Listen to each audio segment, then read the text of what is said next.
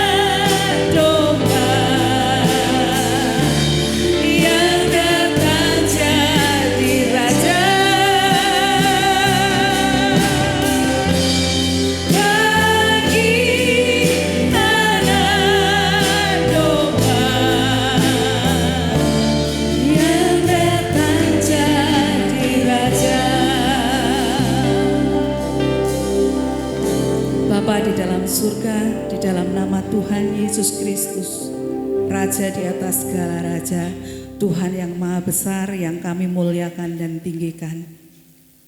Terima kasih Tuhan kalau pada pagi hari ini kami boleh mendapati hidup kami diberkati, kami sehat dan kami ada di dalam penyertaan Tuhan. Pagi hari ini kami datang padamu membawa tubuh, jiwa dan roh kami untuk masuk dalam hadirat-Mu. Kami mempersiapkan diri kami Tuhan untuk kami memuji memuliakan nama-Mu. Dan terlebih lagi kami mau mendengar firman-Mu. Kami mau buka hati Tuhan supaya hidup kami diperbarui dari sehari ke sehari. Kami menyerahkan Tuhan ibadah kami pada pagi hari ini dari awal, pertengahan sampai akhirnya. Biarlah Tuhan Yesus sendiri yang bertata di tengah-tengah kami. Engkau yang memimpin, Engkau yang beracara, Engkau bahkan yang menjamah setiap hati kami supaya kami beroleh pembaruan dalam hidup kami. Kami yakin dan percaya Tuhan, kuasa Roh Kudus-Mu bekerja di antara kami. Engkau menudungi kami dengan kuasa darah-Mu dan setiap pekerjaan Roh Kudus boleh dinyatakan di tengah-tengah kami. Terpuji nama-Mu Bapa, di dalam nama Tuhan kami Yesus Kristus, Allah yang hidup, kami sudah berdoa dan mengucap syukur. Haleluya, amin. Dipersilakan untuk duduk kembali. Pagi hari ini Bapak Ibu Saudara kita akan disambut oleh Bapak Gembala Sidang.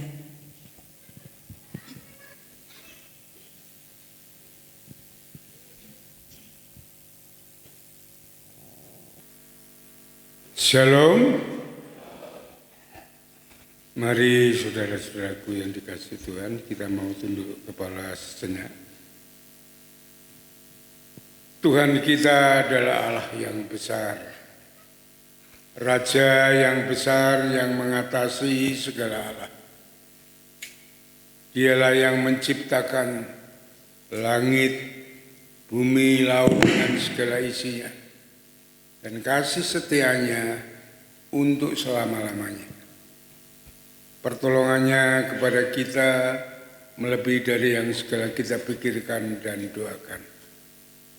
Kiranya rahmat, anugerah dan berkatnya di dalam Yesus Kristus turun bagi jemaat dalam ibadah pada pagi hari ini. Amin. Selamat pagi saudara-saudaraku yang dikasihi Tuhan. Kita mengucap syukur atas kasih kemurahan Tuhan yang sudah memberkati, melindungi, menaungi, dan memelihara hidup kami dengan baik.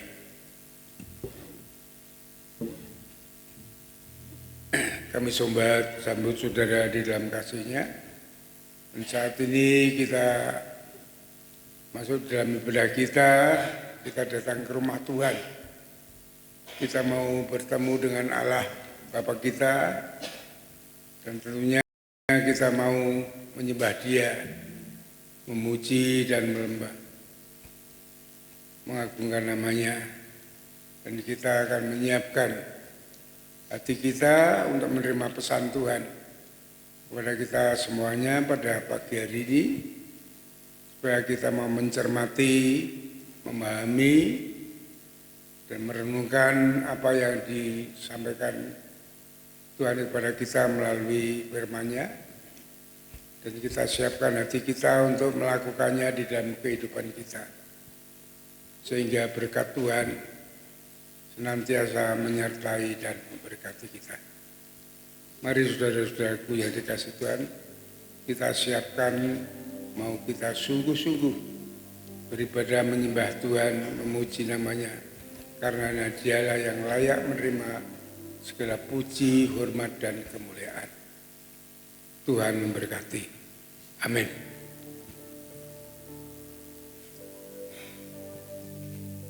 Puji nama Tuhan. Pagi hari ini kita bersukacita. Amin. Amin. Beri salam kiri kanan. Katakan Tuhan Yesus baik. Tuhan Yesus baik. Ya. Lebih banyak lagi. Amin. Puji nama Tuhan. Ya. Mari kita bersukacita. Masuk dalam hadirat-Nya, memuji meninggikan nama-Nya. Ku masuki gerbang-Nya dengan hati bersyukur.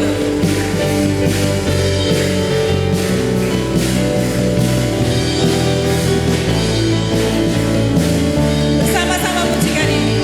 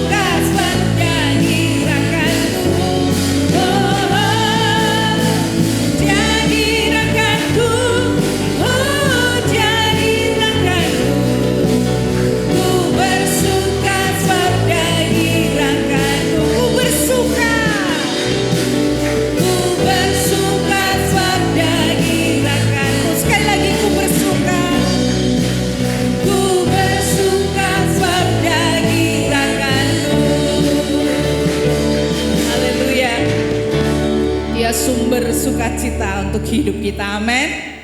Mari kita terus bersorak-sorai. Tinggikan nama Tuhan. Naikkan pujian. Agungkan Dia.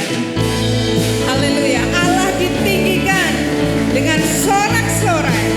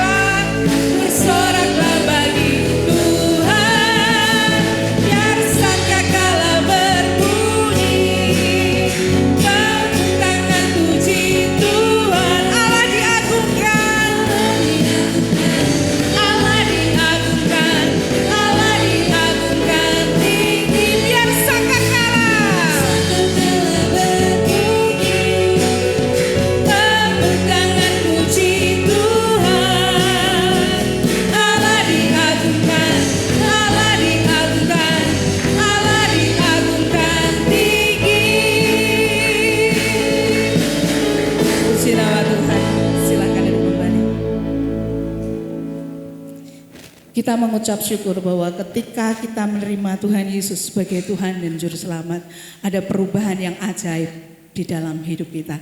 Sejak kita menerima Tuhan Yesus, ada perubahan hidup yang ajaib bagi kita semua. Haleluya.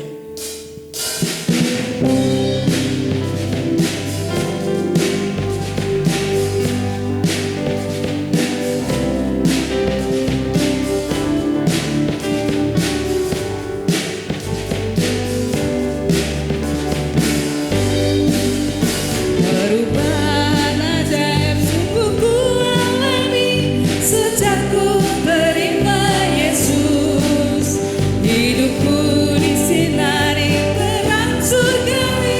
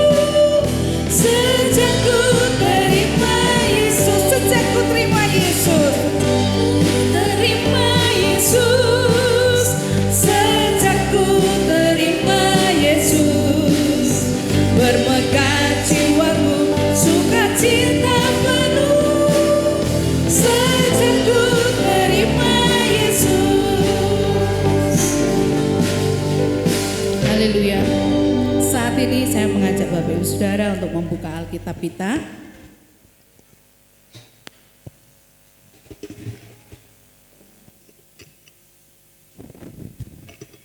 Firman Tuhan pagi hari ini diambil dari Matius 19 ayat 27 sampai dengan 30. Matius 19 ayat 27 sampai dengan 30.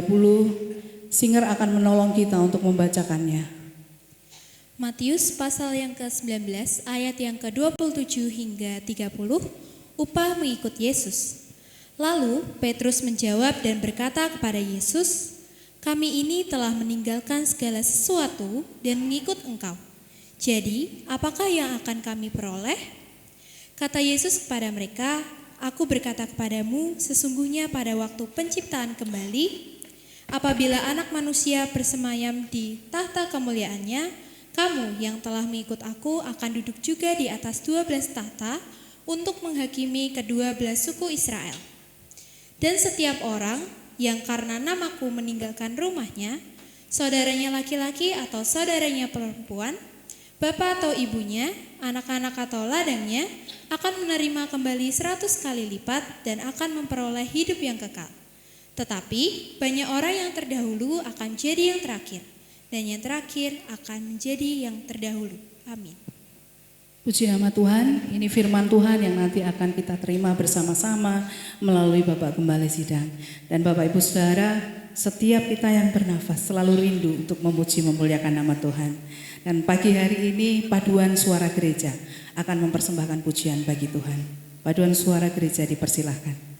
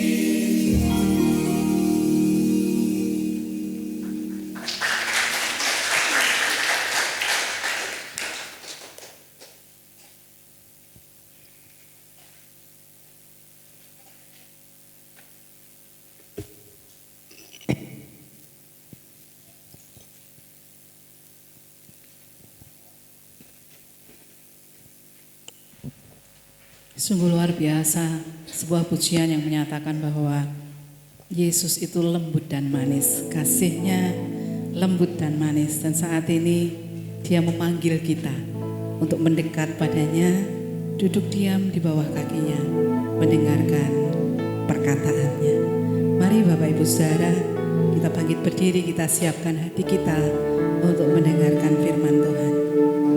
Nyatakan dengan sepenuh hatimu, ku rindu sabdamu, ku rindu firman-Mu. Dengan sungguh hati, ini menyatakan dari dalam hati kita, aku rindu Tuhan.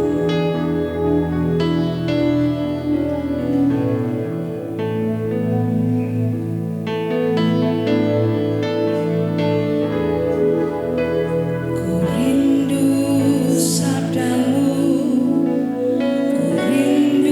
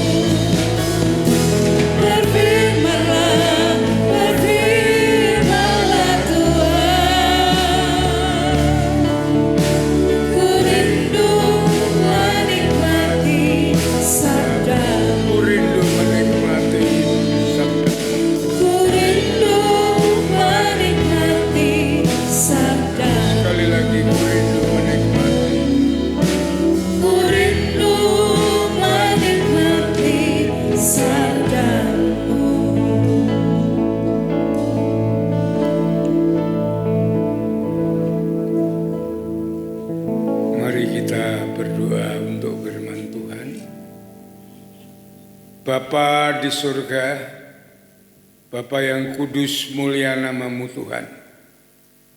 Bapa yang baik yang mengasihi kami, Tuhan Yesus Juru Selamat kami naikkan syukur kepada-Mu atas kasih kemurahan-Mu. Engkau yang sudah menaungi, melindungi, dan memberkati, memelihara hidup kami dengan baik dan sempurna.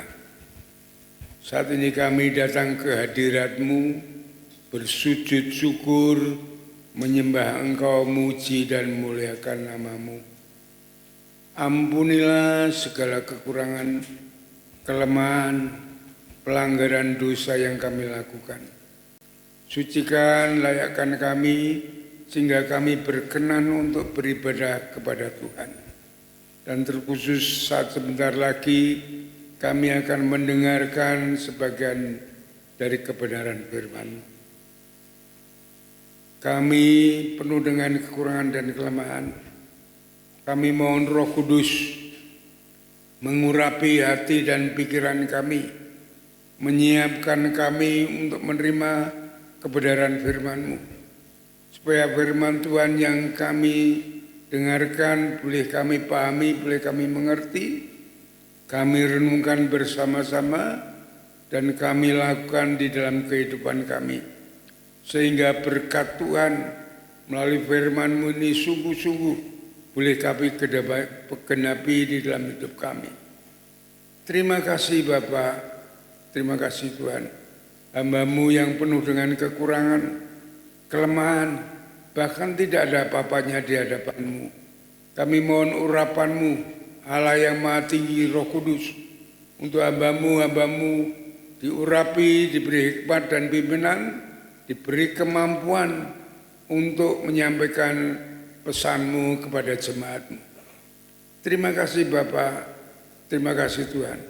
Berikan hamba-Mu kata-kata yang sederhana, supaya dapat dipahami, dimengerti oleh seluruh jemaat-Mu, sehingga sungguh-sungguh menjadi berkat bagi jemaat-Mu.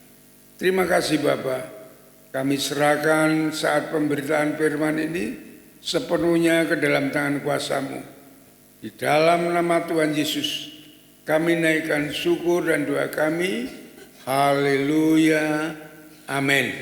Silakan duduk kembali saudara-saudaraku yang dikasihi Tuhan. Tema khotbah pagi ini sesuai dengan Alkitab, upah mengikut Yesus. Ilmu psikologi mengatakan kebiasaan yang dilakukan di masa kecil itu akan membentuk sifat atau karakter hidup pada masa yang akan datang. Contoh, Paulus dididik keras di dalam agamanya sebagai seorang Farisi. Setelah besar, ia menjadi seorang agamawis yang kuat.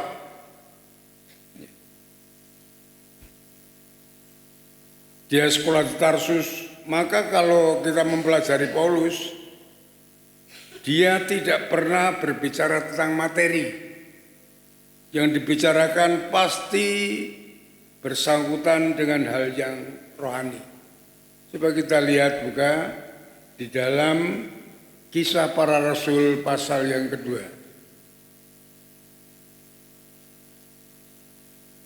Kisah Rasul pasal yang ke-22 maksud saya. Ini riwayat Paulus masih kecil. Kisah Rasul pasal yang ke-22 ayat yang ketiga mengatakan demikian.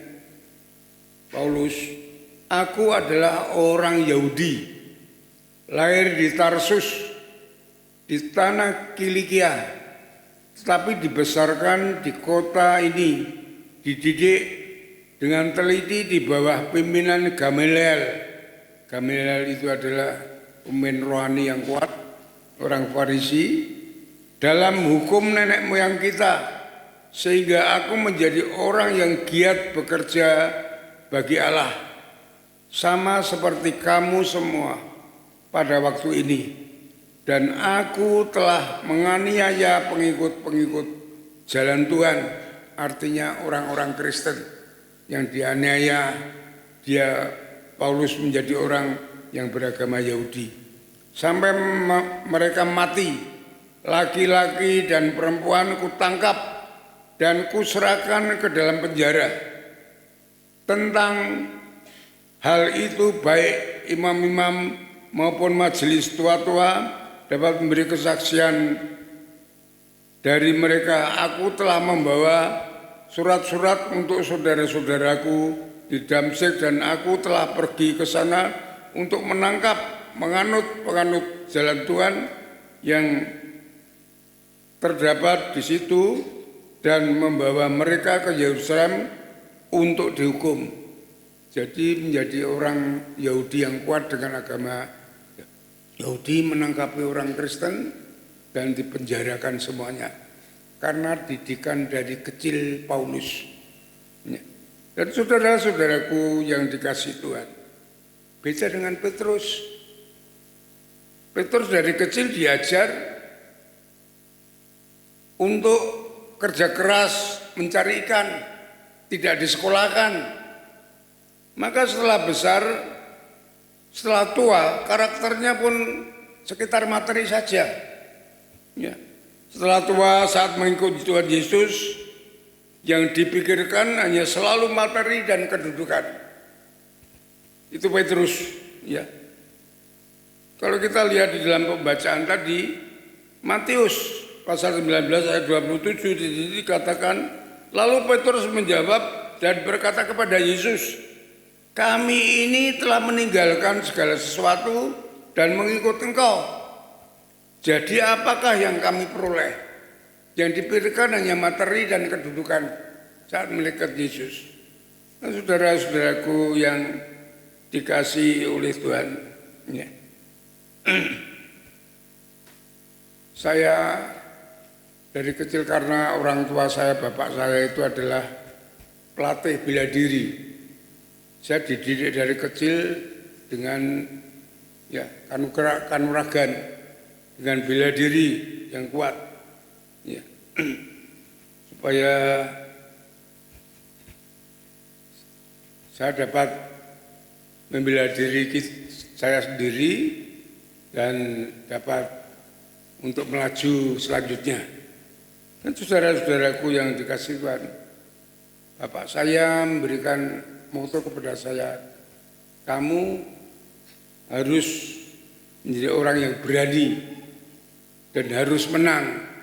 Jadi dulu itu beda dengan sekarang ya. Sekarang itu selalu kalau berkelahi pakai celurit, pakai jilatan. Dulu tidak, dulu secara satria. Karena pondok-pondok bela diri itu banyak sekali. Jadi perkelahian mereka itu secara satria ya, tangan kosong. Mengandalkan kekuatannya, kepandaiannya. Itu yang melekat pada diri saya.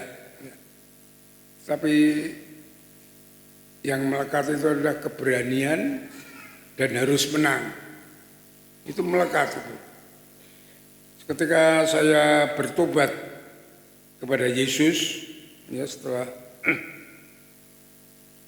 saya bertobat, apa yang keberanian yang melekat pada saya? Saya berani untuk memberitakan Injil, berani untuk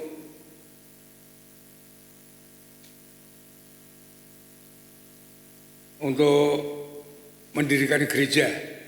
Ya. Ketika saya bertobat dan itu saya sampai untuk memberikan Injil itu saya ikut sekolah untuk memberitakan Injil itu selama 3 tahun. Bersama dengan LPMI. LPMI itu adalah lembaga pelayanan mahasiswa khusus memberikan Injil selama 3 tahun. Dan setelah 3 tahun saya memberitakan Injil kemana-mana. Saya mendirikan gereja di mana-mana. Termasuk gereja ini, ada 10 gereja yang saya dirikan di Semarang. Sampai di Pekalongan, Purwodadi semuanya. Ada 10 dan sekarang masih berdiri semuanya. Itu keberanian yang melekat pada diri saya untuk memberitakan Injil. Keberanian untuk berdoa. Ya. Berdoa dalam andalan saya, untuk saya hidup, untuk saya melayani dan segalanya. Ya. Berani untuk melakukan iman. Ya. Saya digembleng dengan iman dengan salah satu pendeta sehingga saya menjadi orang yang beriman bagaimana mengandalkan iman. Ya. Berani melakukan perintah-perintah Tuhan yang ada di dalam Alkitab ini. Saya lakukan semuanya, tidak ada yang terlewatkan. Ya. Berani memimpin. Ya. Walaupun banyak rintangan dan tantangan, tetap berani menghadapi semuanya itu. Hanya memimpin itu, pemimpin rohani itu beda dengan pemimpin ya duniawi. Kalau pemimpin duniawi mengandalkan skill, kepandaian. Tapi pemimpin rohani pun mengandalkan hal itu juga.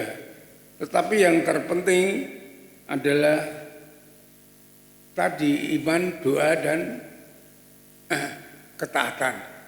Itu harus ada di dalam pemimpin rohani. Dan yang paling sulit untuk memimpin secara rohani adalah memutuskan segala sesuatu yang penting. Memimpin gereja itu kalau salah memutuskan, gereja itu tidak akan bertumbuh. Bahkan gereja itu akan bubar. Itu banyak di Semarang begitu. Iya. Maka sering saya berbicara dengan Pak Stefanus, ya, sharing bersama-sama pribadi bagaimana kita mengelola gereja. Supaya gereja ini bertumbuh, jemaat itu diberkati, kita tidak boleh keliru saat menyampaikan firman Tuhan. Saat mengajarkan firman Tuhan itu kita tidak boleh keliru. Ya. Kita harus penuh dengan pimpinan Tuhan. Maka itu pentingnya Roh Kudus. Karena di dalam Roh Kudus itu akan memimpin kita berjalan dengan hikmat Tuhan. Itu yang paling penting, bukan kepandaian, bukan skill. Tapi bergantung harap kita mengandalkan Tuhan, itu yang paling penting. Ya. Sehingga gereja itu, jemaat itu dipimpin oleh Roh Kudus. Imannya kepada Tuhan seperti Paulus katakan di dalam 1 Korintus 2 ayat 54. Ya. Supaya iman jemaat itu bukan kepada pendetanya, tetapi kepada Tuhan. Kalau pendeta itu kadang mengecewakan, ya, karena manusia. Tapi kalau beriman kepada Tuhan, itu Tuhan tidak pernah mengecewakan. Itu yang saya alami. Ya. Sangat luar biasa, sebab itu saya mengharapkan saudara-saudara itu beriman kepada Tuhan, bukan kepada pemimpin. Pemimpin itu hanya mengarahkan, menuntun saudara kepada yang kuasa. Ya. Ya. Roh Kudus itu sangat penting. Maka kita harus berhubungan dengan Roh Kudus. Dengan sepenuhnya apa yang dikatakan Roh Kudus, kita harus peka. Supaya kita tidak keliru. Maupun yang kita lakukan maupun yang akan datang. Coba kita lihat di dalam Yohanes pasal 16. Yohanes pasal 16 ayat yang ke-13. Ya. Ini pentingnya kita dengan Roh Kudus itu begitu.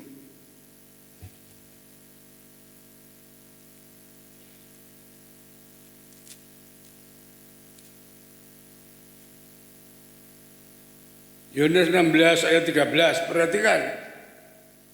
Tetapi apabila datang, yaitu roh kebenaran, yaitu Roh Kudus itu tadi, ya, ia akan memimpin kamu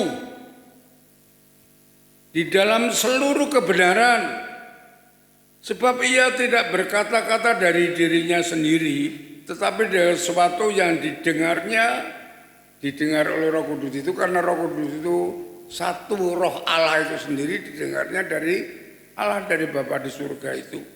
Ya. Ia akan memberitakan kepadamu hal-hal yang akan datang. Jadi memutuskan seorang pemimpin itu harus memikirkan akan datang 2 langkah. Setidak-tidaknya seperti orang main catur. Ya, dulu saya main catur, walaupun kecil-kecilan saya juara 2 kelurahan, saudara. Jadi main catur itu mau melangkahkan itu harus diperhitungkan langkah kedua dan ketiga. Kalau musuh begini-begini itu harus. Juga dengan Roh Kudus, hikmat Tuhan itu memimpin kita begitu. Ya, sehingga kita tidak keliru. Itu cara kita memimpin di dalam memutuskan segala sesuatu. Saudara-saudaraku dan dikasih Tuhan, kita kembali kepada Petrus. Apakah Petrus salah tatkala ia bertanya kepada Tuhan? Ya, ayat 27 tadi, kami ini telah meninggalkan segala sesuatu dan mengikut Engkau. Jadi apa yang akan kami peroleh? Ya. Apakah ini salah? Hanya memikirkan materi? Tidak, saudara. Tidak salah. Tuhan Yesus itu sangat bijaksana. Dia tahu apa yang diperlukan oleh manusia. Kebutuhan manusia itu bukan hanya rohani saja, tapi manusia itu terdiri dari tubuh, jiwa, dan roh. Ini harus semuanya terpenuhi. Ya. Kalau hanya terpenuhi salah satu saja, itu tidak imbang, itu tidak benar. Ya. Tuhan Yesus akan memenuhi semuanya, kebutuhan tubuh, kebutuhan jiwa, kebutuhan roh. Ya. Maka Tuhan Yesus tidak marah ketika Petrus bertanya begitu. Ya. Dia berjanji untuk memberikan kelimpahan. Kan Yohanes 10 ayat 10 mengatakan aku datang untuk memberikan hidup yang penuh dengan kelimpahan. Itu janji Tuhan. Ya. Sehingga kemudian Yesus menjawab Petrus ayat yang ke-28 dan 29, perhatikan. Kata Yesus kepada mereka, aku berkata kepadamu, sesungguhnya pada waktu penciptaan kembali, apabila anak manusia bersemayam di tanah kemuliaan yang akan datang, ini maksudnya, kamu telah mengikut aku, akan duduk di atas 12 tata untuk menghakimi 12 suku Israel. Jadi kalau dalam Korintus ini dijelaskan, ya, juga kepada Wahyu pasal yang ke-20, bahwa kita semua orang yang setia kepada Tuhan, itu kalau saat kita dipanggil Tuhan, itu bukan mati terus tidak ada kelanjutannya, tapi kita bersama-sama dengan Dia, bersama-sama akan menghakimi dunia ini. Itu yang pertama yang dijanjikan oleh Tuhan Yesus. Ayat 29, dan setiap orang yang karena namaku meninggalkan rumahnya, saudara-saudaranya, laki-laki atau saudara perempuan, bapak atau ibunya, anak-anaknya atau ladang yang menerima kembali, ya, akan menerima kembali 100 kali lipat dan akan memperoleh hidup yang kekal. Jadi di sini saudara-saudaraku yang dikasihi Tuhan, prinsip Tuhan Yesus, kerajaan Allah itu harus diutamakan. Kita harus mengutamakan Tuhan dari apa yang kita cintai di dunia ini. Kalau di dalam Alkitab ini telah dikatakan seluruh, walaupun itu keluarga, kita harus mencintai Tuhan daripada mereka semuanya. Jadi prinsip itu yang harus kita utamakan. Dan Tuhan akan memberi kelimpahan. Maka di dalam Matius pasal 6 ayat 33 mengatakan, carilah kerajaan dahulu dan kebenarannya. Ya. Maka semuanya akan ditambahkan kepadamu, akan dilimpahkan kepadamu. Ini waktu Tuhan Yesus ya, melihat orang-orang dunia itu hanya mencari makan, lupa dengan Tuhan. Dikatakan, tapi kamu, kita semua tidak sama dengan mereka. Mereka hanya hidupnya hanya demikian, hanya materi saja yang diutamakan. Tapi kamu harus mengutamakan Tuhan. Aku harus mengutamakan kerajaan Tuhan dan kebenarannya. Kebenaran adalah firman Tuhan. Kita harus mengutamakan Tuhan dan hidup dalam firman-Nya. Maka semua yang dicari oleh orang dunia itu akan dilimpahkan kepadamu. Janji Tuhan itu harus kita tangkap dengan baik. Apa pesan yang harus kita terima, kita lakukan. Saudara-saudaraku yang dikasihi Tuhan, ingat saudara-saudaraku yang dikasihi Tuhan, Yesus adalah sumber kehidupan, sumber pertolongan, sumber daripada berkat. Maka tatkala kita menerima pertolongan, menerima kehidupan, menerima berkat, itu jangan kita fokus kepada berkat, tapi fokus tetap kepada Yesus. Berkat bisa habis, tapi Yesus kekal untuk selama-lamanya. Dialah jalan, kebenaran, dan hidup. Ya. Kalau kita lihat contoh-contoh banyak sekali di dalam Alkitab, orang yang mengutamakan Tuhan, hidupnya akan dimuliakan oleh Tuhan. Itu yang kadang tidak disadari oleh orang-orang Kristen. Ya. Pentingnya kita mengutamakan Tuhan, pentingnya kita memuliakan Tuhan. Ya, seperti janda di Sarfat. Contoh yang pertama itu ketika Elia utusan Tuhan, itu hamba Tuhan itu datang. Sebenarnya ada janda di Sarfat itu karena kekeringan dia hanya mempunyai segenggam tepung dan setetes minyak. Setelah itu makan dia akan mati. Sampai Elia mengatakan, buatlah, tetapi berikan aku dulu. Baru kamu, jangan kamu dulu. Janda Sarfat melakukan itu. Dan tepung itu tidak habis. Sampai pada musim tanam, musim panen datang. Janda itu dipelihara hidup dengan baik. Itu yang pertama. Yang kedua, waktu Petrus tidak dapat ikan semalaman, Tuhan datang memberkati Petrus. Sehingga kelimpahan dia secara materi. Tapi Tuhan mengatakan kepada Petrus, tinggalkan itu semua, ikutlah aku.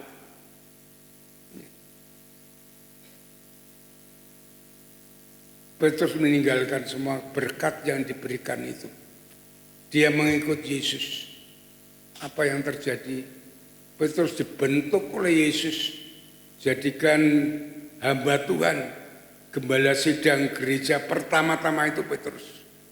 Ya, kalau saudara membaca di dalam Kisah Rasul pasal 41 sampai 47. Dari nelayan yang tidak baca tulis, ya, hanya pencari ikan, ya, secara miskin, diangkat oleh Tuhan, dijadikan hambanya, menjadi hamba Tuhan yang sangat luar biasa, dimuliakan oleh Tuhan. Karena dia mau mengutamakan Tuhan, meninggalkan segalanya. Paulus kita lihat tadi, orang yang sangat dihormati, ya, sangat kaya. Tapi ketika ketemu dengan Yesus, ya, dia ditangkap oleh Yesus untuk menjadi hambanya yang melayani. Dia menjadi orang yang dapat mengguncangkan dunia. Sampai sekarang, apa pesan-pesan yang ada di dalam Alkitab Dia adalah rasul yang paling besar, ya. Karena dia mau meninggalkan segalanya yang dia cintai, ya, baik kehormatan, kedudukan maupun harta. Lalu dia meninggalkan Yesus. Dia merasakan bahwa Yesus itu adalah yang paling mulia daripada segalanya. Coba kita lihat di dalam Filipi pasal 3. Ini pernyataan Paulus. Filipi pasal 3. Kita lihat ayat 7. Filipi 3 ayat 7 mengatakan demikian Paulus. Tetapi apa yang dahulu merupakan keuntungan bagiku, sekarang kuanggap rugi karena Kristus. Malahan segala sesuatu kuanggap rugi karena pengenalan akan Kristus. Tuhanku lebih mulia daripada semuanya.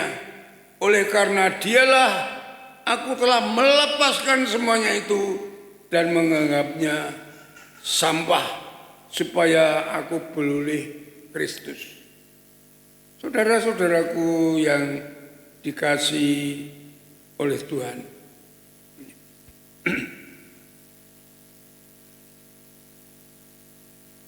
mereka semuanya adalah orang-orang yang sangat diberkati Tuhan dalam hidupnya setelah mereka mengutamakan Tuhan, sehingga mereka sangat tersohor karena imannya, karena komitmennya mengutamakan Tuhan. Oleh sebab itu saudara-saudaraku yang dikasihi Tuhan, marilah kita mengoreksi diri kita, ya, bahwa hanya Yesus jalan kebenaran dan hidup, sumber dari segalanya, sumber dari pertolongan, sumber dari perlindungan, sumber dari pertuntunan, sumber dari segala berkat. Kita koreksi diri kita. Apakah kita sudah melakukan semuanya ini? Kalau kita ingin diberkati oleh Tuhan di dalam segala hal, marilah contoh-contoh yang sudah ada ini. Firman Tuhan ini, Tuhan Yesus sendiri menasihati kepada kita. Kita mau mengutamakan ibadah. Iya. Itu penting sekali saudara. Karena ibadah itu di mana kita datang ke gereja itu kita mencari Allah. Kita datang ke rumah Allah. Kita mencari Allah, kita bertemu dengan Allah. Fokus kita memuji, muliakan, menyembah Dia. Dan kita dapat menerima pesan-pesan Allah melalui firman-Nya untuk hidup kita. Bagaimana kita hidup. Itu hidup dari Allah, itu jalan kebenaran dan hidup. Itu yang penting kita mau mengutamakan. Maka saya sarankan kalau saudara keluar kota ya cari gereja dulu untuk beribadah kalau itu hari Minggu. Mari kita utamakan Tuhan.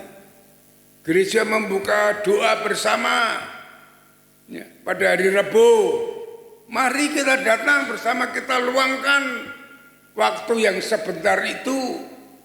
Bukan kita menyamakan diri tapi tidak ada apa-apanya dengan kesenangan, dengan mall, dengan TV dan segalanya. Kita luangkan sedikit waktu itu bersama-sama kita berdoa. Kita bertemu dengan Allah. Kita komunikasi dengan Allah. Disitulah dua hal itu kita akan menerima berkat yang luar biasa dari Tuhan. Baik pemeliharaan Tuhan, tuntunan bimbingan Tuhan, maupun kelimpahan dari Tuhan segalanya. Kita jangan mengikuti emosi kita, bisikan iblis. Iblis datang itu hanya untuk mencuri, membunuh dan membinasakan. Tetapi Yesus datang untuk memberi hidup, memberi segala hidup di dalam segala kelimpahan. Dan saudara-saudaraku yang dikasihi oleh Tuhan, saya meninggalkan pekerjaan saya. Pekerjaan saya bukan hanya cek-cek Tuhan, saudara. Saya tinggalkan untuk saya mengikut Tuhan. Saya tahun 97, 96. Saya meninggalkan pekerjaan saya dulu menjadi manajer teknik. Gaji saya 1 juta waktu itu. Gaji umum istri saya pegawai negeri itu gajinya 150.000. Ya. Gaji rata-rata itu hanya ya pegawai itu hanya 250.000 itu paling besar. Saya mendapat gaji 1 juta. Saya tinggalkan untuk mengikut Yesus, masuk di gereja ini hanya 25.000 sebulan. Tapi saya tekuni, ya, saya keluarga memang mengalami hal-hal yang kesulitan. Tapi Tuhan memberikan jalan keluar menuntun semuanya itu. Sehingga berjalan dengan baik. Baik keluarga saya, baik pelayanan saya, Tuhan memberkati semuanya. Ya. Saya merasakan bukan hanya 100 kali lipat, berlipat-lipat. Tuhan memberikan berkat kepada saya, sampai anak cucu saya. Dia semuanya melayani Tuhan, dia diberikan tempat bekerja yang baik untuk hidup menjadi saksi Tuhan. Saudara-saudaraku yang dikasihi Tuhan, sehingga pada kesimpulannya, hidup mengutamakan Tuhan dari segala kepentingan, kesenangan pribadi menjadi prinsip hidup yang diberkati Tuhan. Berani melakukan perintah Tuhan, walaupun kelihatannya berat, kelihatannya menyakitkan, itu namanya pikul salib. Itu ada berkatnya tersendiri. Kelihatannya berat tapi tidak berat sebenarnya kalau kita mau melakukan. Karena apa? Karena Allah ikut bekerja, Tuhan ikut bekerja di dalam kita melakukan itu untuk mendatangkan satu kebaikan bagi kita semuanya. Dan saudara-saudaraku yang dikasihi oleh Tuhan, itu berkat jasmani yang diterima oleh orang yang mau mengutamakan Tuhan. Sekarang kita berbicara tentang berkat rohani. Berkat rohani itu ada 2, jiwa dan roh. Ya, tubuh tadi sudah. Sekarang kita berbicara tentang jiwa. Jiwa itu diawali dengan pikiran, batin, perasaan. Itu pertarungan menuju masuk ke dalam hati, itu wadahnya. Kemudian jiwa kita akan merasakan semuanya. Ya. Oleh sebab itu pentingnya saudara-saudaraku untuk memelihara jiwa itu, memelihara pikiran, batin, perasaan kita. Karena pertama kita akan mendapatkan itu melalui pikiran, batin, perasaan kita, baik permasalahan, persoalan maupun kesukacitaan, kedamaian, itu melalui pikiran, batin kita. Jadi kalau persoalan-persoalan, permasalahan itu bertarung di dalam batin pikiran kita kalah, itu akan masuk dalam hati dan jiwa kita rusak. Yang namanya sakit jiwa. Ya, sakit jiwa itu orang dapat melakukan apapun saja dengan jalan pintas. Baik stres, depresi, masuk rumah sakit jiwa maupun dia dapat bunuh diri, membunuh, melakukan kekerasan. Itu orang yang sakit jiwa sebenarnya. Ya. Itu jangan sampai masuk jiwa, pikiran, batin, perasaan kita pertarungan di sini. Ini harus menang kita. Untuk mengalahkan kemenangan itu adalah melalui iman. Ya. Melalui iman. Karena anak iman yang dapat mengalahkan atau menyelamatkan. Sehingga jiwa kita mendapatkan kemenangan. Coba kita lihat di dalam 1 Petrus pasal 1.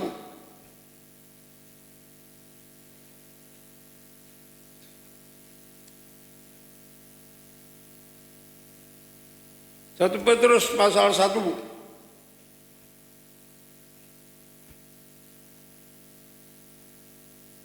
Saya mulai dari ayat 8 ya, biar jelas ya. 8 dan 9. Karena puncaknya 9. Dari 8 sekalian, 1 Petrus pasal 1 ayat 8, sekalipun kamu belum pernah melihat dia, artinya melihat Yesus, namun kamu mengasihinya, kamu percaya kepada dia, kita percaya kepada Yesus, beriman. Sekalipun kamu sekarang tidak melihatnya, kamu bergembira, karena sukacita mulia ada di tidak terkatakan. Artinya Yesus adalah sumber dari damai sejahtera dan sukacita. Ayat 9 perhatikan, karena kamu telah mencapai tujuan imanmu, yaitu keselamatan jiwamu. Jadi iman kita ini adalah yang dapat menyelamatkan jiwa. Iman kita kepada Yesus, kepercayaan kita, keyakinan kepada Yesus, bahwa Yesus ada segalanya yang terbaik bagi kita. Kita akan diberi kekuatan untuk melawan permasalahan-persoalan sehingga menyelamatkan jiwa kita. Dan saudara-saudaraku yang dikasihi Tuhan, oleh sebab itu iman itu harus kuat. Itu yang utama. Itu sering saya sampaikan kepada saudara-saudara.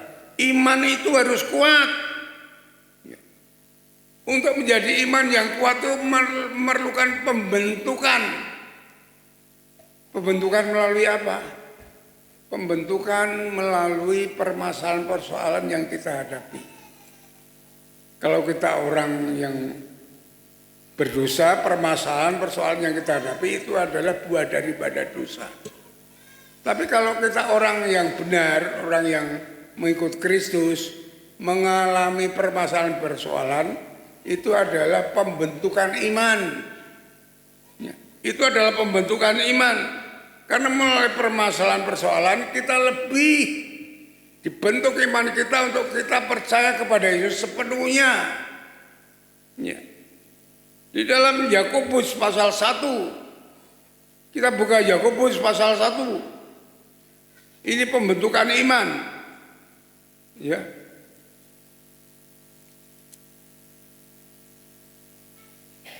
Ayat yang kedua sampai 4. Yakobus pasal 1 ini pembentukan iman. Saudara-saudaraku, anggaplah sebagai suatu kebahagiaan apabila kamu jatuh ke dalam berbagai pencobaan. Sebab kamu tahu bahwa ujian terhadap imanmu itu menghasilkan ketekunan, dan biarlah ketekunan itu memperoleh buah yang matang supaya kamu menjadi sempurna dan tidak kekurangan satu apapun. Ya. Jadi permasalahan-permasalahan kalau kita menjadi orang yang benar, orang yang setia taat kepada Tuhan, ada permasalahan-persoalan itu akan membentuk iman kita semakin memuncak, semakin sempurna, sehingga kita dapat menghadapi segala permasalahan hidup ini dengan iman kita. Jiwa kita tidak terguncang, jiwa kita tetap penuh dengan kesukacitaan. Itulah saudara-saudaraku yang dikasihi oleh Tuhan. Ya. Kemudian ya, masih dalam iman. Oleh sebab itu iman adalah dasar untuk meraih pertolongan, untuk meraih rahmat Tuhan. Iman dapat menanggulangi persoalan dan persoalan sehingga kita tidak menjadi stres, tidak menjadi depresi, jiwa kita tetap kuat, tetap segar. Ya. Itu yang dialami contohnya orang perempuan Kanaan. Ya. Baik yang sakit perdarahan maupun perempuan Kanaan yang anaknya kena dirasuki roh jahat. Dia datang kepada Yesus dan minta kepada Yesus. Padahal perempuan Kanaan itu bukan termasuk orang Yahudi, itu tidak layak untuk meminta kepada Yesus. Tapi dia minta terus kepada Yesus, mendesak Yesus. Akhirnya apa? Yesus mengatakan, oke, imanmu itu besar sekali, lebih daripada iman-iman orang Yahudi. Lalu disembuhkan anaknya. Ya, itulah saudara-saudaraku yang itu ada di dalam Matius pasal 15 ayat 24 sampai 28. Kalau saya bacakan nanti terlalu lama, ya, nanti saudara bisa baca sendiri. Bahwa Allah menyegarkan jiwa kita. Itu Mazmur pasal 23 ayat 2 dan 3. Oleh sebab itu saudara-saudaraku yang kasih Tuhan, jiwa ini diberkati oleh Tuhan. Kalau kita mau datang kepada Tuhan, mengutamakan Tuhan dalam hidup kita, jiwa kita itu akan disegarkan oleh Dia. Kemudian kebutuhan roh lain dengan jiwa, ya saudara. Kita mendapatkan damai sejahtera, mendapatkan sukacita itu roh kita yang mengalami saat kita berhubungan dengan Allah, saat kita berdoa, saat kita menyembah Tuhan. Itu yang berdoa, yang menyembah Tuhan itu roh kita, bukan jiwa kita, ya. Roh kita yang berhubungan dengan Allah. Itu ditulis, kita buka di dalam Yohanes pasal yang keempat. Yohanes pasal yang keempat.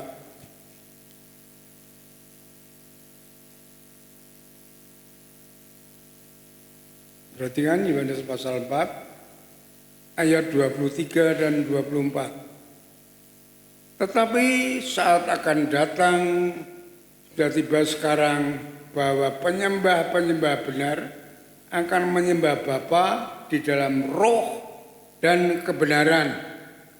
Sebab Bapa menghendaki penyembah-penyembah demikian. Allah itu roh, dan barang siapa menyembah Dia harus menyembahnya di dalam roh dan kebenaran. Ini kisahnya kan waktu Tuhan Yesus datang kepada perempuan Samaria. Orang-orang dulu itu kan kalau dia beribadah ada di tempat yang khusus.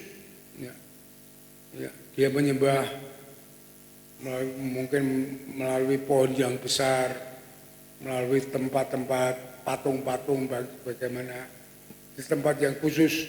Maka orang yang dulu itu kalau dia berdoa menuju kiblat, ya. Orang Yahudi kiblatnya Yerusalem, sama dengan orang tetangga kita sampai sekarang dia kiblatnya ke sana. Tetapi kita tidak demikian. Allah itu roh, kata Tuhan Yesus. Roh Allah yang sudah masuk dalam kita, kita mau menyembah Tuhan, menghadap kemana itu tidak masalah. Yang penting hubungan kita dengan Allah, ya. Karena Allah itu roh, kita harus berdoa menyembah Dia di dalam roh, di dalam kekusukan kita bersama-sama. Kalau kita menyembah memuji Tuhan, itu pikiran kita harus kepada Allah, jangan kepada yang lainnya. Kita menyanyi pikiran kita di rumah, komporku wis tak pateni purung, itu sudah ada masuk itu. Bagaimana kita menyembah roh? Kita menyembah Dia, kita berdoa kepada Dia, itu harus kita merasakan hadiratnya. Kemarin hari Rabu saya sampaikan itu, yang utama kita berdoa itu memuliakan Tuhan, merasakan hadirat Tuhan. Seperti Bapa kita di hadapan kita merasakan itu baru kita berdoa. Bukan berdoa pikirannya ke lain-lain. Ya. Tujuan kita itu Dia, ya. Kalau Dia roh, kita harus menyembahnya dengan Dia, dengan sepenuhnya pikiran kita kepada Dia. Kita punya masalah yang besar, apapun masalah kita berdoa bukan pikiran kita kepada masalah kita, tapi pikiran kita kepada Dia yang akan menolong masalah kita. Itu cara kita berdoa berhubungan dengan Tuhan. Ya, itu saudara-saudaraku yang dikasihi Tuhan. Setelah perempuan Samaria ini bertemu dengan Yesus dan diberi pengertian dengan hal itu, ya, Roh Kudus itu mengerjakan kepada dia. Lalu dia pergi untuk memberitakan Yesus. Ada roh yang menyala-nyala dalam dirinya setelah dia bertemu dengan Yesus dan diberi pengertian cara berhubungan dengan Allah. Seperti kita juga, kalau kita habis memuji Tuhan, kita habis berdoa, pasti kita akan menyala-nyala roh kita. Ya. Karena Roh Kudus bekerja dalam kita. Kalau saudara berdoa, saudara memuji Tuhan, saudara tidak merasakan apa-apa, itu perlu koreksi diri saudara. Apakah saudara itu waktu memuji Tuhan, waktu berdoa itu kepada Allah atau kepada siapa? Itu yang penting saudara. Ya. Petrus tadinya hanya memikirkan materi. Setelah dia Pentakosta, dia berhubungan dengan Allah. Ya, dia menyembah Tuhan. Dan jiwanya, hidupnya, rohnya dipenuhi oleh Roh Kudus. Dia pergi memberitakan Injil. Ya, ada roh yang menyala-nyala. Saat kita mempunyai masalah persoalan, saat kita berhadapan dengan Tuhan, berdoa kepada Tuhan, ya, kita memuji Dia. Setelah kita berdoa memuji Dia, pasti ada kelepasan. Pasti ada kelepasan. Permasalahan kita yang tadinya menghantui kita, membuat kita takut khawatir, itu hilang saudara. Ya, yang hanya pujian kepada Tuhan, kebesaran Tuhan, hadirat Tuhan yang ada di dalam kita. Itu pasti. Oleh sebab itu kita orang Kristen itu, ya, mari kita menghayati sehingga pertemuan kita dengan Allah itu menyenangkan, ya, bukan membosankan, ada kerinduan. Itu yang penting bagi kita saudara-saudaraku yang dikasihi Tuhan. Kemudian untuk roh ini, ya, saudaraku yang dikasihi oleh Tuhan, untuk mendapatkan semuanya ini, ya, itu perlu kita perhatikan bersama-sama, yaitu mendapatkan damai sejahtera, sukacita, roh yang menyala-nyala. Kita harus dilahirkan kembali roh kita. Ya. Karena apa? Karena waktu manusia jatuh dalam dosa, rohnya itu mati. Ya. Rohnya itu mati yang artinya sehingga tidak dapat berhubungan dengan Allah. Itu Efesus 2 ayat yang pertama. Ya. Ini perlu dihidupkan. Lalu Efesus pasal yang kedua ayat yang keempat, roh kita itu dihidupkan bersama kebangkitan dengan Yesus. Dihidupkan sehingga kita bertemu dengan Allah. Tetapi Tuhan Yesus mengatakan di dalam Yohanes, dalam Yohanes pasal 3, kita harus dilahirkan kembali roh kita. Karena roh kita itu mati. Coba kita buka di dalam Yohanes pasal yang ketiga. Ya. Tadi masih Yohanes pasal yang ketiga ya. Yohanes pasal yang ketiga ayat yang kelima. Perhatikan Yohanes 3 ayat 5. Saya bacakan. Jawab Yesus, aku berkata kepadamu, sesungguhnya jika seorang tidak dilahirkan dari air dan roh, ia tidak dapat masuk di dalam kerajaan Allah. Ia tidak dapat berhubungan dengan Allah. Apa yang dilahirkan oleh daging adalah daging. Dan apa yang dilahirkan oleh roh adalah roh. Janganlah engkau heran karena aku berkata kepadamu, kamu harus dilahirkan kembali. Saudara-saudaraku yang dikasihi oleh Tuhan, yang artinya dilahirkan kembali itu harus ada suatu pertobatan yang sungguh-sungguh dari hati dengan perbuatan. Seperti apa yang tertulis di dalam Roma 10 ayat 9 dan 10. Juga Efesus pasal yang kedua ayat yang ke-8. Allah menyediakan anugerah bagi kita. Allah menyediakan rahmat bagi kita. Allah menyediakan berkat bagi kita. Tugas kita adalah untuk menerima anugerah Allah, rahmat Allah, berkat Allah. Itu harus ada pertobatan yang sungguh. Menjadi orang yang beriman. Dengan iman itu kita dapat meraih semuanya ini. Itu yang penting bagi kita itu begitu. Harus ada pertobatan sungguh-sungguh. Ya. Sehingga perlu roh ini dihidupkan. Perlu roh ini dilahirkan kembali. Itu masalah roh. Masalah hubungan kita dengan Allah. Yang terakhir yang dikatakan di dalam tadi Matius pasal 19 adalah jaminan hidup kekal. Ya. Hidup kekal itu adalah hidup yang kita tuju paling akhir. Itu tujuan kita itu ke sana. Perjalanan ini kita menyiapkan diri kita ke sana, bukan untuk dunia ini. Kita menyiapkan diri untuk ke sana. Karena di sana itulah yang hidup yang penuh kemuliaan bersama-sama dengan Tuhan Yesus. Tadi dikatakan yang pertama kita mau menghakimi. Dan di sana itu tidak ada penderitaan, tidak ada tangis, tidak ada kesusahan. Semua itu sudah dihilangkan. Di sana hidup penuh dengan kemuliaan. Coba kita lihat di dalam Wahyu pasal 21. Wahyu pasal 21.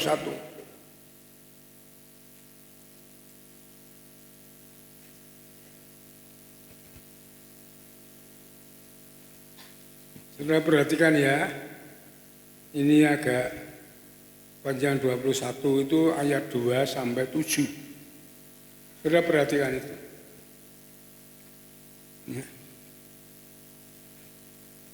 Dan aku melihat kota yang kudus, yaitu Yerusalem baru yang turun dari surga, dari Allah yang berhiaskan bagaikan pengantin perempuan yang berdandan untuk suaminya.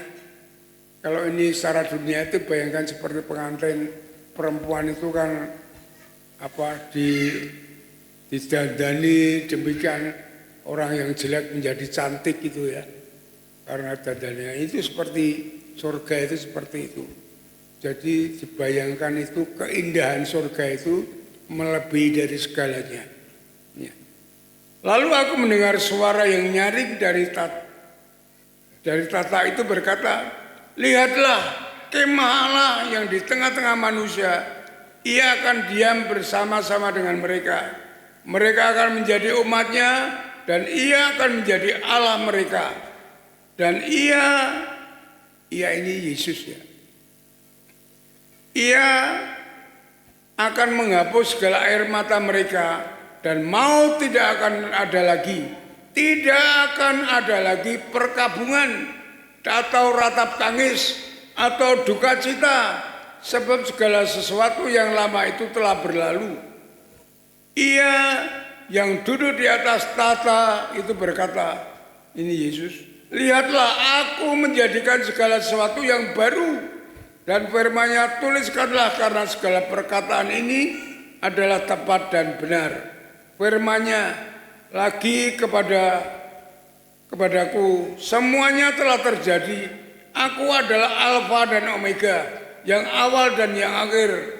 Orang yang haus akan kuberi minum dengan cuma-cuma dari mata air kehidupan Barang siapa menang, ia akan memperoleh semua ini, dan aku akan menjadi Allahnya dan ia akan menjadi anakku. Yang terakhir ini adalah tugas kita. Ya. Barang siapa menang, yang artinya orang yang tetap teguh, pegang iman, setia kepada Yesus, ya, itulah orang yang menang. Ya. Ia akan memperoleh semua ini, kemuliaan Tuhan di surga, Yerusalem baru, ya. Dan aku akan menjadi Allahnya dan kita menjadi umatnya. Itulah saudara-saudaraku yang dikasihi oleh Tuhan. Kita sudah membahas tentang upah kita saat kita mengikut Yesus. Dan marilah saudara-saudaraku yang dikasihi Tuhan, dalam kita menjalani hidup ini, kita mau mengutamakan Tuhan daripada kesenangan kita yang sebentar, kenyamanan kita yang sejenak, kesenangan dunia ini. Untuk itu kita harus menggenapi janji-janji Tuhan. Kita sebagai penggenap firman Tuhan, ya, diberkati hidup, ya, di dunia ini, menerima rahmat Tuhan dan berbahagia di surga bersama Tuhan Yesus. Amin. Mari kita berdoa. Bapa yang baik, yang mengasihi kami, mengucap syukur untuk firman Tuhan pada pagi hari ini yang sudah menjelaskan kami bagaimana kami mengikut Engkau, setia kepadamu. Kami akan memberikan yang terbaik sesuai dengan janjimu, baik hidup di dunia ini maupun di surga yang kekal. Sempurna, Engkau Allah yang sempurna, membimbing hidup kami dari saat ini sampai kekal dengan sempurna. Kami mohon kepada Tuhan, beri kami urapan-Mu, kemampuan yang dari Engkau, sehingga kami dimampukan untuk mendengar, menerima, menghayati, merenungkan, dan melakukan firman-Mu. Sehingga kami dapat menggenapi janji-janji Tuhan yang indah, baik di dalam hidup ini maupun kekal selama-lamanya di surga. Sungguh Engkau Bapa yang baik, yang mulia, yang kudus, yang memperhatikan, yang sungguh-sungguh menyelidiki hati kami, memberikan kami segalanya yang terbaik. Ya. Terima kasih Bapa, berkati seluruh jemaat-Mu supaya mereka memahami semuanya apa yang Kau pesankan pada pagi hari ini, dan beri kemampuan untuk melakukannya, untuk mengimaninya, sehingga sungguh-sungguh kami dapat menikmati hidup bersama Tuhan baik di dunia ini maupun di surga yang kekal. Terima kasih Bapa, terima kasih Tuhan. Kami landaskan doa kami ini ke dalam kemurahan-Mu, di dalam nama Yesus Tuhan kami. Haleluya. Amin. Mari saudara-saudaraku yang dikasihi Tuhan, kita akan responi firman Tuhan ini. Kita mau berdiri bersama-sama, ya. Hidupku menggenapi firman-Mu.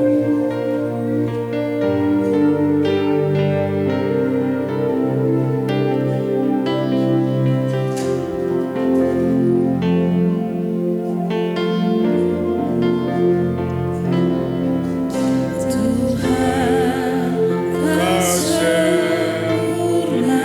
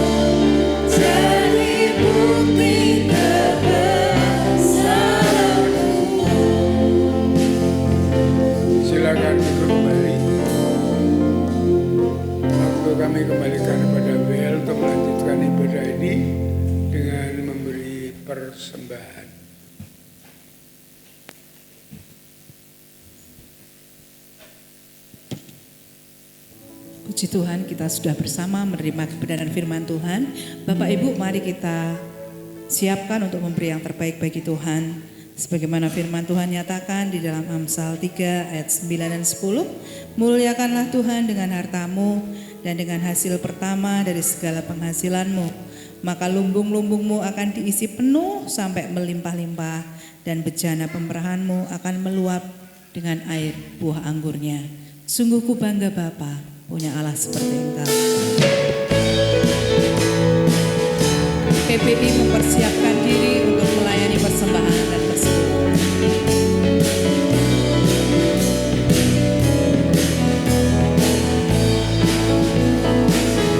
Sungguh ku bangga Bapa, punya Allah seperti Engkau. Sungguh ku bangga Yesus atas segala pengorbananmu. Tak ingin aku hidup lepas dari kasih-Mu. Kasih-Mu menyelamatkan dan beriku pengharapan. Kini ku persembahkan, kini ku persembahkan apa yang aku miliki. Memang tiada berarti bila dibanding dengan kasih-Mu. Namun ku ingin memberi dengan sukacita di hati, karena ku tahu ini menyenangkan hati. Musik menaikkan pujian ini, BBI kami persilahkan untuk melayani. Kantong berwarna hitam untuk persembahan dan persepuluhan. Kantong berwarna merah untuk persembahan pembangunan.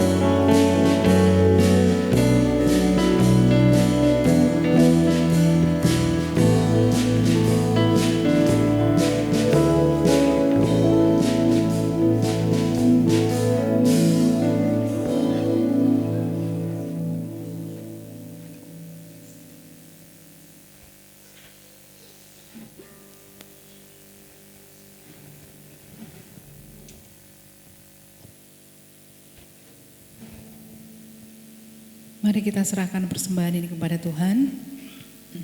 Bapa di dalam surga, di dalam nama Tuhan Yesus, Tuhan yang punya langit dan bumi, Allah pemelihara hidup kami. Di tengah ibadah ini Bapa, kami membawa persembahan kami, segala persembahan kami, baik persembahan persepuluhan, persembahan khusus lainnya. Kami mohon di hadapan Tuhan supaya kiranya Tuhan menguduskan, melayakkan hati kami yang memberi dan juga setiap yang sudah kami persembahkan. Tuhan, jadikan ini layak untuk dipergunakan bagi pekerjaan Tuhan di tempat ini. Tuhan memberkati, Tuhan menjadikan berlimpah-limpah, dan nama Tuhan dipermuliakan melalui persembahan ini. Terpuji namamu Bapa, di dalam nama Tuhan Yesus kami berdoa dan bersyukur. Haleluya, amin. Terima kasih kepada WBI yang sudah melayani.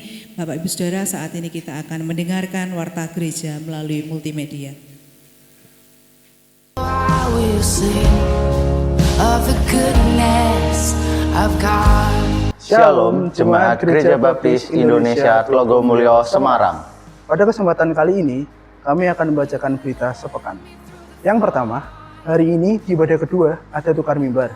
Gereja kita, Firman Tuhan dilayani oleh Pendeta Julius Kristiono STH dari Gereja Baptis Indonesia Puspawarno, cabang Kebangarum, dan hari ini Pendeta Stefanus Rahayu Putra STH melayani Firman Tuhan di Gereja Baptis Indonesia Candi, cabang Jatingaleh. Yang kedua, anak Nathan, putra Bapak Ibu Gersom dari KPW Ester, minggu lalu dirawat di Rumah Sakit Pantiwiloso Dr. Cipto. Mari kita dukung doa untuk pemulihannya, dan mari setiap KPW menyatakan kasih melalui iuran sosial. Yang ketiga, diberitahukan kepada semua kaum pria bahwa persekutuan PBI akan dilaksanakan Selasa 24 Februari 2026 pukul 7 malam bertempat di rumah Bapak Naftali Yoga Pamungkas, Jalan Depok Dalam 3, Blok D, nomor 23, RT 9 RW 8, Pedurungan Tengah. Berangkat bersama dari gereja pukul 6:30 malam. Yang keempat, mengundang kaum wanita untuk hadir dalam persekutuan WBI Sabtu 21 Februari 2026 mulai pukul 4:30 sore di ruang serbaguna gereja. Mari kaum wanita semakin berakar dalam firman Tuhan dan menjadi berkat. Yang kelima, mengucap syukur apabila jemaat sudah aktif dalam pelayanan Pangruti Layon. Tahun ini kita sudah memulai kembali dengan nominal iuran yang sama, yakni 15.000 per kakak per bulan. Mari kita bangun kasih persaudaraan dengan saling menopang satu dengan yang lain. Untuk pendaftaran baru, silakan menghubungi Ketua Sosial Ibu Sriyatun Rusdi Ismoyo. Yang keenam, gereja melalui Ketua Keuangan menghimbau jemaat untuk dapat menggunakan kantong berwarna biru saat memberikan persepuluhan. Hal ini bertujuan untuk mempermudah jemaat memeriksa pencatatan persepuluhan masing-masing pribadi. Bagi yang menghendaki kantong berwarna biru, silahkan menghubungi sekretaris gereja, yaitu Bu Ina. Yang ketujuh, adakah di antara Bapak Ibu Saudara yang belum daftar retreat? Ayo, segera daftarkan diri sebelum terlambat. Retreat gereja dilaksanakan pada Jumat dan Sabtu, 1 dan 2 Mei 2026, di Wisma Retreat L Betel Karangpadan. Kita akan belajar firman Tuhan dan mengikuti aktivitas kebersamaan menarik lainnya. Kita juga akan berwisata bersama, jadi jangan ketinggalan. Ayo segera daftarkan diri ke Diakon Gatot, Diakon Wayan, Bapak Yunus atau Ibu Eni. Kontribusi peserta sebesar 225.000 per orang. Khusus untuk anak di bawah 4 tahun gratis. Tinggal 11 minggu lagi bagi kita untuk menabung. Untuk kegiatan sepekan, Bapak Ibu Saudara dapat menyimak melalui buletin yang sudah Bapak Ibu Saudara terima. Gereja mengundang jemaat bergabung dalam ibadah doa. Yang pertama, doa pagi online hari Selasa pukul 5:30 sampai 5:30 pagi. Yang kedua, doa Hana untuk kaum wanita hari Selasa pukul 3 sampai 4:30 sore. Yang ketiga, doa dan pujian pada hari Rabu pukul 6 sore sampai selesai. Yang keempat, doa pagi pada hari Sabtu pukul 5:30 sampai 5:30 pagi di gereja. Dan yang terakhir, doa Daniel dilaksanakan jemaat 3 kali sehari. Untuk waktunya, jemaat dapat menyesuaikan masing-masing. Gembala Sidang, pemimpin gereja dan segenap jemaat Gereja Baptis Indonesia Tlogomulyo Semarang mengucapkan selamat ulang tahun kepada jemaat yang berulang tahun pada minggu ini. Yang pertama, Bapak Edi Suwarno. Yang kedua, Bapak Herman Listiana. Yang ketiga, Ibu Christine Delano. Yang keempat, Bapak Yeskiel Suranto. Yang kelima, Bapak Selamat Supriyanto. Yang keenam, Ibu Yohana Muntamah.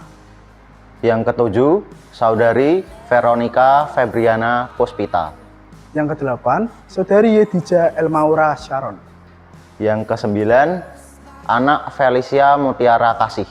Yang ke-10, Ibu Febrilia Kristisari. Yang ke-11, Ibu Francisca Ratih Iswandari. Yang ke-12, Bapak Yosia Bobi Indra Widiananta. Yang ke-13, Saudari Elsadai Mega Febriani. Yang ke-14, anak Nathanael Alois Magda Kristanto. Yang terakhir, Ibu Miriam Ning Kusbandiah. Demikian berita sepekan yang dapat kami sampaikan. Terima kasih dan Tuhan Yesus memberkati. Diakan Garut, kami persilakan untuk menutup di dalam doa.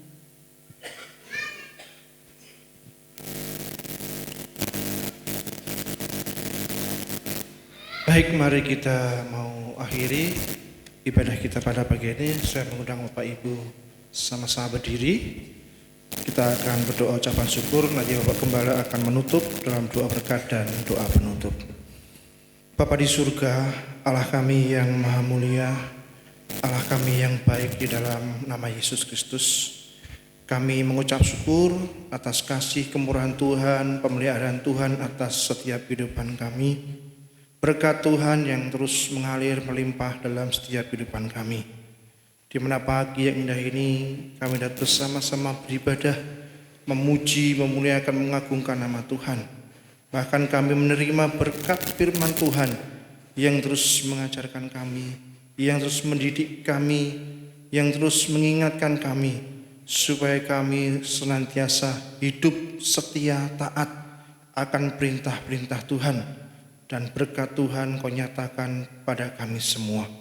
Berkati setiap jemaat-Mu yang hadir, berkati mereka dalam seluruh kehidupannya, dalam segala pekerjaannya, dalam segala pergumulannya. Engkau Allah yang senantiasa hadir untuk menyertai mereka semua, hadir untuk menopang dalam kehidupan mereka. Engkau Allah yang tidak pernah melupakan perbuatan kasih-Nya kepada setiap jemaat-Mu. Kami menyerahkan dalam tangan kuasa-Mu. Berkati Bapak Gembala Sidang yang sudah menyampaikan berkat-Mu. Terus Engkau mengurapi, memberkati Bapak Gembala Sidang kami. Berikan kesehatan, kekuatan, urapan Allah yang maha tinggi. Mengurapi Bapak Gembala kami di dalam mengembalakan setiap jemaat-Mu di tempat ini. Terima kasih Bapa, terima kasih Tuhan. Kami menyerahkan dalam tangan kuasa-Mu. Kami berdoa untuk setiap jemaat-Mu. Engkau berkati dalam setiap kehidupan mereka, di dalam segala pergumulan hidup mereka ya Tuhan. Karena Engkau Allah yang setia, Allah yang tidak pernah meninggalkan kasih setia-Mu atas hidup mereka. Pemeliharaan Tuhan, penyertaan Tuhan, berkat Tuhan, terus Engkau limpahkan pada setiap jemaat-Mu di dalam kehidupan mereka. Karena kami percaya Engkau Allah kami yang baik. Engkau Allah kami Yehova Jireh yang senantiasa memberikan kelimpahan atas hidup kami ya Tuhan. Terima kasih Bapa, terima kasih. Berkati rumah tangga mereka, berkati segala pekerjaan mereka, usaha mereka, apapun yang mereka kerjakan, di situ tangan Tuhan senantiasa turut campur. Terima kasih Bapa, kami menyerahkan dalam tangan kuasa-Mu. Berkati juga setiap jemaat-Mu yang sedang studi, baik mereka yang sekolah maupun mereka yang kuliah. Tuhan memberkati kehidupan mereka, sehingga mereka diberikan kecerdasan, kepandaian, kepintaran di dalam mereka menjalani studi mereka Tuhan. Berikan hasil yang terbaik, berikan nilai yang terbaik di dalam mereka menjalankan studi mereka Tuhan. Kau juga memberkati setiap jemaat-Mu yang masih bergumul dalam pekerjaan mereka. Engkau buka jalannya Tuhan bagi mereka, sehingga setiap jemaat-Mu mendapatkan pekerjaan yang terbaik untuk mencukupi memenuhi segala kebutuhan hidup mereka ya Tuhan. Terima kasih Bapa, terima kasih Tuhan. Kami menyerahkan dalam tangan kuasa-Mu. Kami berdoa menyerahkan dalam tangan kasih kemurahan-Mu Tuhan, untuk setiap jemaat-Mu yang saat ini hadir, yang setia, yang dengan tulus setia untuk memuji memuliakan nama Tuhan. Engkau memberkati setiap jemaat-Mu dengan berkat jasmani, berkat rohani, berkat surgawi turun atas setiap jemaat-Mu yang telah hadir di tempat untuk beribadah kepada Engkau ya Tuhan. Biarlah Allah yang terus senantiasa memenuhi segala kebutuhan hidup mereka, menyertai dalam segala kehidupan mereka ya Tuhan. Terima kasih Bapa, terima kasih Tuhan. Kami menyerahkan dalam tangan kuasa-Mu. Berkati juga untuk setiap jemaat-Mu di tempat ini, khususnya kaum muda. Kami menyerahkan dalam tangan kuasa-Mu Tuhan. Berkati setiap kaum muda tempat ini sebagai generasi penerus bagi gereja kami. Engkau yang senantiasa memelihara hidup mereka, menyertai dalam kehidupan mereka Tuhan. Jagai mereka Tuhan, lindungi mereka, jauhkan mereka dari segala pergaulan-pergaulan buruk yang akan merusak kebiasaan mereka yang baik. Engkau Allah yang senantiasa menyertai dalam setiap kehidupan mereka, masa depan mereka. Engkau sediakan bagi mereka yang terbaik Tuhan. Terima kasih Bapa, terima kasih Tuhan. Berkati untuk setiap hamba-hambamu yang Engkau percayakan dalam pelayanan di tempat ini. Kami berdoa untuk Pak Gembala Sidang, kami menyerahkan juga untuk Pak Pendeta Stefanus sebagai asisten gembala yang saat ini melayani di gereja GPI Candi Cabang Jatingaleh. Engkau mengurapi berkati hambamu ini, sehingga hambamu ini terus dipakai Tuhan menjadi alat kemuliaan-Mu, memberkati gereja yang dilayani Tuhan. Berkati para diakon, berkati para pembina ketua KPW, para pelayan Tuhan, guru sekolah minggu, guru PAUD, Yayasan Bintang Kasih. Tuhan berkati semuanya. Terima kasih Bapa, terima kasih Tuhan. Kami juga berdoa menyerahkan segala pergumulan gereja kami. Kami menyerahkan untuk rencana kegiatan dari gereja, Tuhan juga memberkati. Terima kasih Bapa, terima kasih Tuhan. Kami menyerahkan dalam tangan kuasa-Mu. Kami berdoa menyerahkan untuk setiap jemaat-Mu yang mengalami kelemahan tubuh, mereka yang sakit, mereka yang membutuhkan pemulihan. Tuhan jamah, berikan kesembuhan, pemulihan bagi mereka semua. Kami menyerahkan untuk Bapak Pendeta Stefanus, Bapak Ranto, Ibu Hana, Bapak Pendeta Yosua, Ibu Trimo, Bapak Yeskiel Sunardi, Bapak Budi Bowo, Pak Haryanto, Pak Yogi, Ibu Yeni. Kami serahkan anak Nathan, anak Marsha, anak Kepara dalam tangan kuasa-Mu. Setiap jemaat-Mu yang mengalami kelemahan tubuh, mereka yang sakit, Tuhan jamah di dalam nama Yesus Kristus. Engkau yang berikan kesembuhan, pemulihan atas hidup mereka. Terima kasih Bapa, terima kasih Tuhan. Kami serahkan dalam tangan kuasa-Mu. Bapa di surga, Allah yang Maha Kudus, kalau sebentar lagi kami akan pulang meninggalkan tempat ini, dan kami juga akan mengadakan sekolah minggu. Tuhan berkati kami semua. Tuhan menuntun setiap langkah hidup kami. Biarlah firman-Mu jadi pelita bagi kami dan terang bagi jalan kami. Kami mohon Roh Kudus senantiasa menguasai, memenuhi setiap hati, pikiran dan perasaan kami, sehingga hikmat-Mu bersama dengan kami, di dalam kami memutuskan melakukan segala sesuatu dalam kehidupan ini. Jauhkan kami dari yang jahat, malapetaka, bencana dan pencobaan. Namun kasih setia, kemurahan Tuhan, damai sejahtera Allah yang senantiasa melimpah atas kehidupan kami, kami menyerahkan dalam tangan kuasa-Mu. Di dalam nama Tuhan kami Yesus Kristus, kami naikkan doa dan syukur kami. Haleluya. Bapak Gembala akan menutup dalam doa berkat dan doa penutup.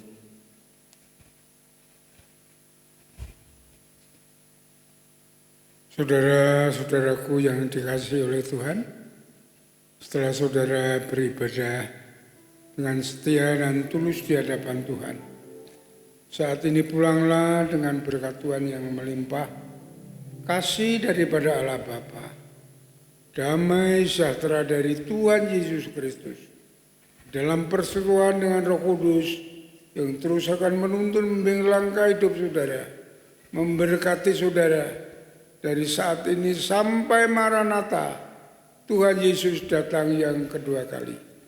Sole Deo Gloria. Haleluya. Haleluya.